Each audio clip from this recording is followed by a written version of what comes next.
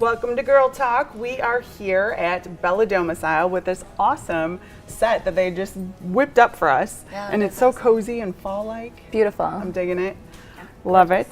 So we're going to talk about kitchen remodeling, and that's a huge way to get equity in your homes. And I'm super busy right now with people listing or just, thinking of listing for the, early next year or the spring, and they'll have me walk through, ask what they should do, and kitchens are big. So is that the number one thing you think that kitchens and bathrooms? Yeah, I mean, because you spend so much time in a kitchen. Yeah, and your bathroom.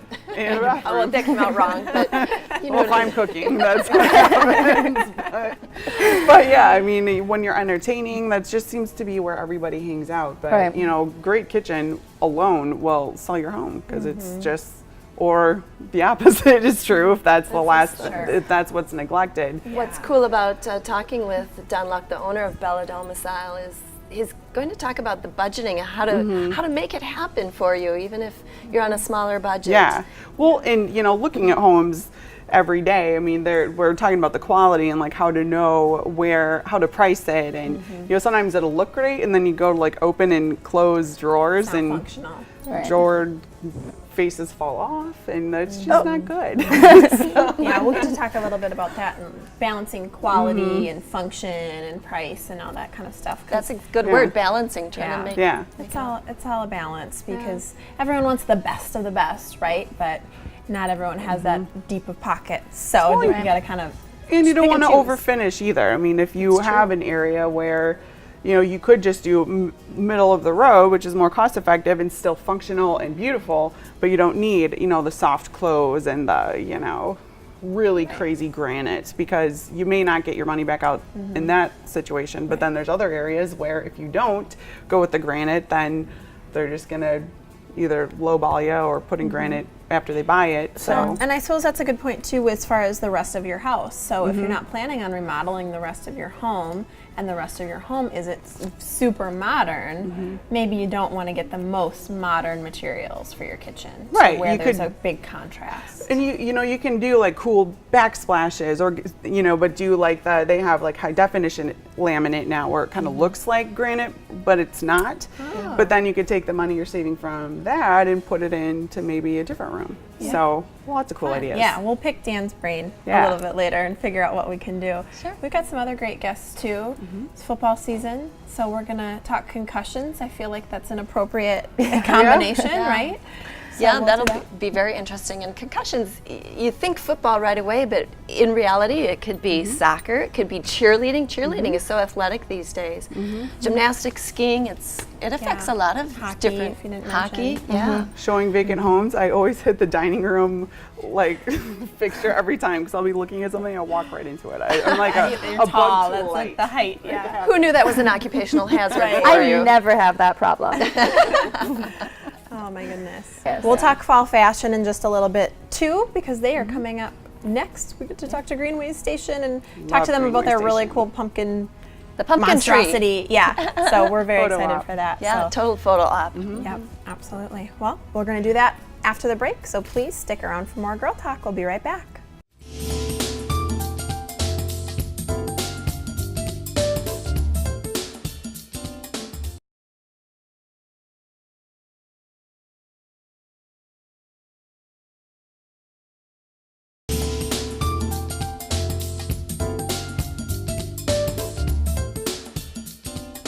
Hey guys, welcome back to Girl Talk. We are filming here at Bella Domicile, right off of Nesbitt Road, and we love coming here. We're actually in one of their newer sets, and we are enjoying it so far today. But now we are going to get to talk fall fashion. We have Greenway Station joining us. So we have Nicole Shogren and Corey Kautsky who join us. Welcome, ladies. Thank you. Thanks. Well, we are very excited to talk fashion. We've got a little cool weather happening, so no time like the present to talk to Greenway Station. And I understand you've actually had some new store openings, so talk to us about that. Sure, yeah, we've had a very exciting year. We've actually had 4 new stores open this year. The first store we had open back in March was Pendleton. They offer a lot of different women's and men's apparel, some really neat blankets, some accessories. In fact, the outfit I'm wearing today is from Pendleton. Great for fall. Yeah. Exactly. So yeah, we had them open, and then we've also had Home Goods open this year as well. And we had a store called Soft Surroundings open just recently, a few weeks ago, and they are a new up-and-coming national retailer who offers a lot of women's apparel clothes. They have a bedding line, which is kind of neat. They even have an area that has cosmetics and lotions. Yes, so they kind of have a little bit of everything. So definitely check them out. I know they're kind of a new name to this market, but they're definitely open quite a few stores across the country, so they'll probably become a household name in the next few years. What is the name again? Soft Surroundings. Soft Surroundings. Yes. I've also heard a lot of buzz about the Home Goods store. Talk to us about that and what it Sure, what they've it been a has. huge draw for us. So for those people that know Marshalls, it's part of the same company. So basically they have a lot of designer brands of home furnishing items at discount prices. And so you can find really anything for your home, for your kitchen, all at really great prices. So it's been a huge draw for us and definitely something to check out if you haven't been there yet. Definitely. Yeah, I love Home Goods. Yeah. It's dangerous in there. Let's get a little bit to fall trends. So Nicole, talk to us a little bit about what are we seeing for fall that is maybe new and exciting. Yeah, so Corey had mentioned that we have a new store called Soft Surroundings, and one of the really excellent fall trends that they have going on is an oversized silhouette. So that could include like capes, long sweaters like the one that Corey is wearing. Also tunics are really nice, and so what's great about those is that they're warm, they're really comfortable, and they're still fashionable. So Soft Surroundings has a lot of those options. Another thing that's always great when it gets colder is the Pendleton blankets. They are pretty much classic, made in the USA. They were recently featured in Vogue. Blake Lively was wrapped in one in a photo shoot, so that was really exciting. And then they were also in Style recently, I think for the month of October. So Pendleton blankets are really gorgeous. They have a lot of prints going on from Aztec to tartan, and they're really, really warm, obviously. So that's a wonderful trend. And then we also have, we see a lot of layering going on, and Orvis actually just got a new selection of 100% merino wool base layer pieces, and so those are really great whether you're just walking the dog or going skiing. That's a great trend to keep us warm and fashionable at the same time. Love it. I'm hearing soft, warm, and comfortable. And fashionable. And fashionable. That's Yes, like the best exactly. of all the worlds. Yeah, wonderful. So good. Well, we could probably talk about the fashion stuff for the rest of the hour, but I want to talk about the great pumpkin tree that's out there. You know, I was just at Greenway Station, and I was driving through, and I did a double take. I was like, whoa, what is that? It was really cool, and people were there taking pictures. Tell us about that. Tell our viewers about it. It's actually our 4th year doing it. Kind of seemed like a funny idea when we said let's make a pumpkin tree. It's actually a 20-foot tall tree with over 400 pumpkins on it, and we've definitely encouraged folks to come out and use it as a free backdrop for a fall photo. In fact, we've even seen some wedding parties come out being all dressed up using that as kind of a backdrop, which is kind of a neat thing to see. So that will be on display through the end of the month here for any folks that want to go out and see it or get their photo taken by it. It's very cool. Yeah. It's very beautiful too. Not just the tree itself, but the surroundings. You've got hay bales and all sorts of other decorations. Yeah, it's very cool. And a place to sit so you can take the pictures. Yeah, great backdrop for folks. And then real quick before we go, you guys are actually going to have a store open for holiday too? Yes, so the holidays are right around the corner, so we're having the Lane Company open up, and they have different gifts like calendars and stationery, journals, just some fun gift-giving ideas, and so they'll just be with us for November and December, offering different Christmas gifts, so we're really excited for them to join us.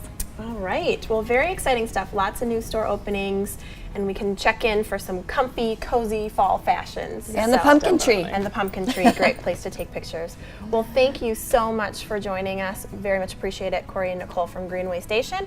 Go see them this fall. And please stick around after the break. We're going to be talking concussions and prevention with Dean Clinic, so please stick around for more Girl Talk.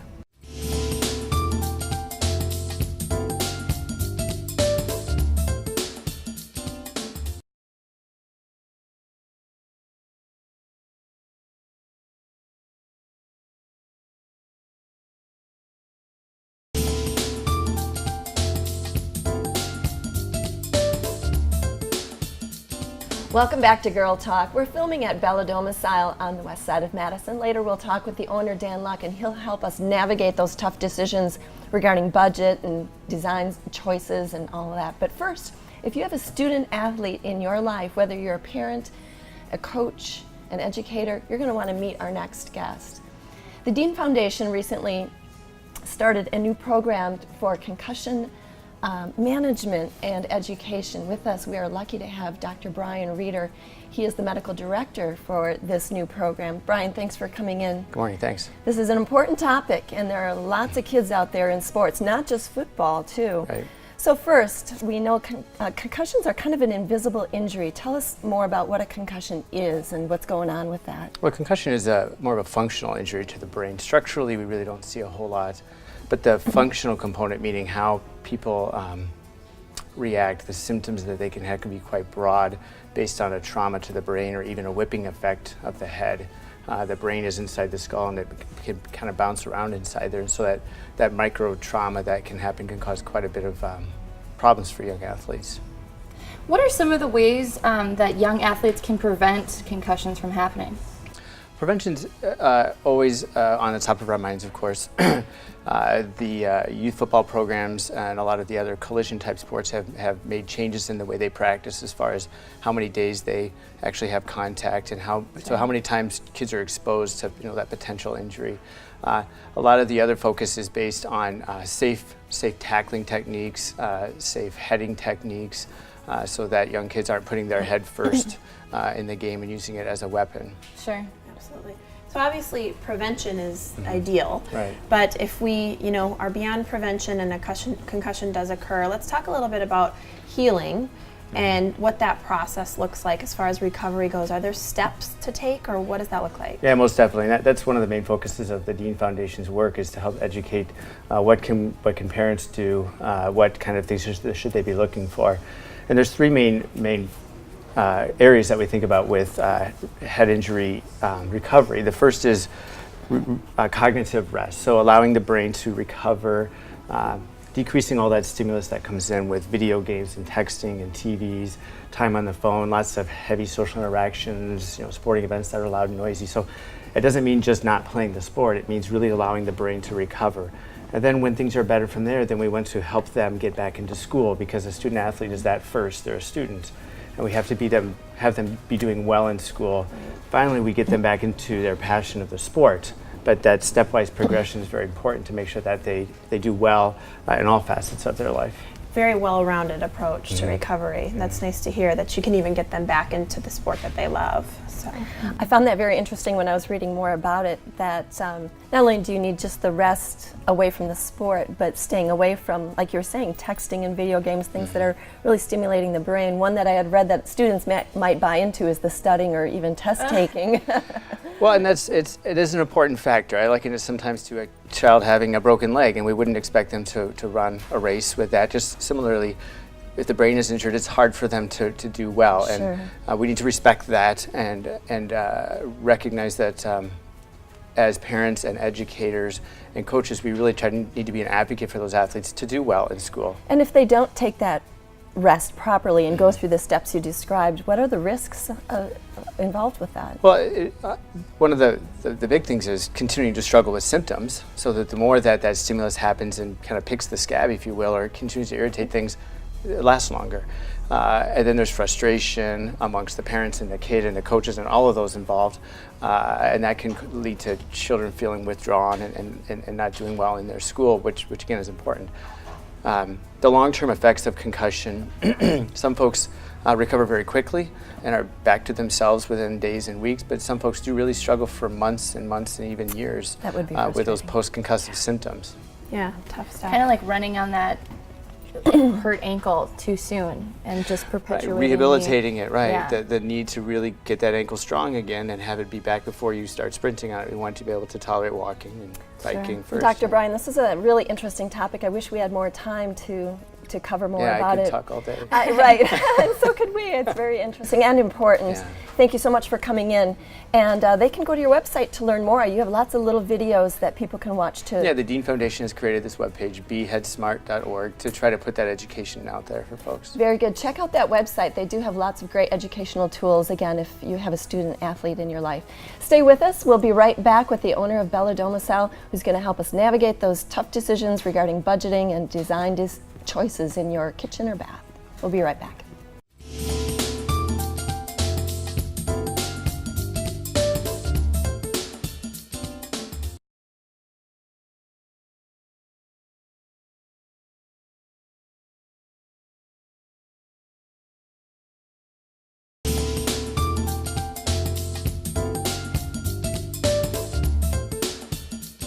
Hi, welcome back to Girl Talk. We're here at the beautiful Bella Domicile off Nesbitt Road, joining Dan Luck, the owner. Thank you so much for being here. Oh, it's a treat to be here. Oh, excuse me. We're here joining you. Wow.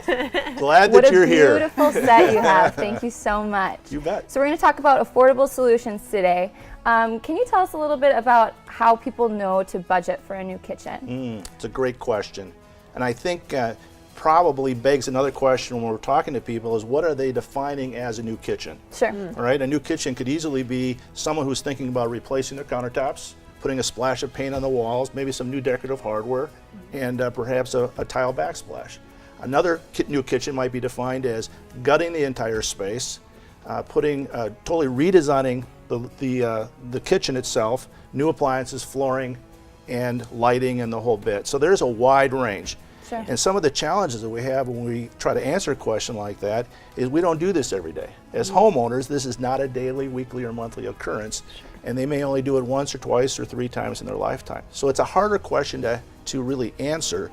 Unlike you or I going out and buying a refrigerator, we have a pretty good idea of the range of prices for that refrigerator. Kitchens are a little more difficult. Yeah. So my suggestion typically is to go out and have a conversation with a neighbor, a friend, or a relative that maybe has already gone through the experience. Ask the questions, what did they invest?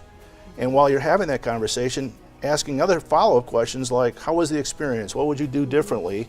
And how are you enjoying that space today? And are you glad that you did it, right? Yeah. So it's a little more of a challenging question. So what we like to do when we're visiting with or sitting down with a potential prospect is ask that question, what kind of kitchen are they thinking about doing?